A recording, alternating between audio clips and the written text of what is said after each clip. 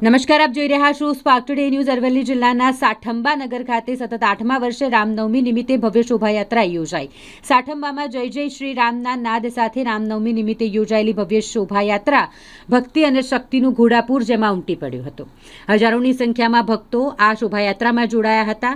સાઠંબાના શ્રી નીલકંઠેશ્વર મહાદેવ પરિસરથી તેનું પ્રસ્થાન થયું। ત્યાંથી નીકળીને સાઠંબાના રાજમાર્ગો પર શોભાયાત્રા ફરી અને નિજ મંદિરે આ શોભાયાત્રા અલગ અલગ વિસ્તારમાં ફરી તેનું સમાપન થયું હતું। મુખ્ય માર્ગો પરથી પસાર થતી શોભાયાત્રામાં ઠેર ઠેર પુષ્પવર્ષા અને આરતી કરી તેનું સ્વાગત કરવામાં આવ્યું હતું। કોઈ પણ અણબનાવ ન બને તે માટે પોલીસનો પણ ચુસ્ત બંદોબસ્ત જોવા મળ્યો હતો। રામનવમી મહોત્સવ સમિતિ સાઠંબા દ્વારા સતત 8મા વર્ષે ભવ્ય રામનવમીનું આજે આયોજન કરવામાં આવ્યું હતું।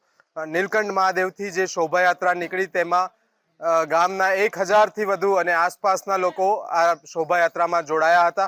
ખૂબ જ રંગે ચંગે આ રામનવમી મહોત્સવ ઉજવવામાં આવ્યો। સાઠંબા તાલુકો બન્યો તે પછી પ્રથમ વખત આ રામનવમી મહોત્સવ હતો। તેમાં ઉત્સાહભેર સર્વે રામ ભક્તોએ ભાગ લીધો અને રામ નામના નારા સાથે સમગ્ર સાઠંબાનો માહોલ ગુંજી ઉઠ્યો હતો। સમગ્ર ભક્તોમાં ખૂબ જ ઉત્સાહ જોવા મળ્યો હતો અને સમગ્ર રામ મહોત્સવ સમિતિ તરફથી સર્વે ભક્તોનો ખૂબ ખૂબ આભાર વ્યક્ત કરવામાં આવે છે।